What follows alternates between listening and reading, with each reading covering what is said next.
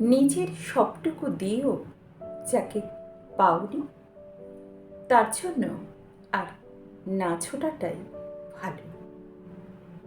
যে phone call বা message অবহেলায় বন্ধ করে দিয়েছে, সেই ফোন কল বা মেসেজের অপেক্ষায় না থাকাটাই ভালো।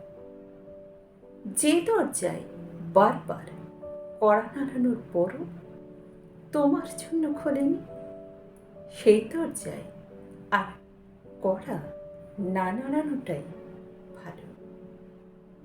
যার জন্য তুমি পাগলের মতো ছুটেছ, সে সমস্তটা জানার পরও তোমাকে পথে ছুঁড়ে ফেলে দিয়েছে, তার জন্য আর না ছোটাটাই ভালো।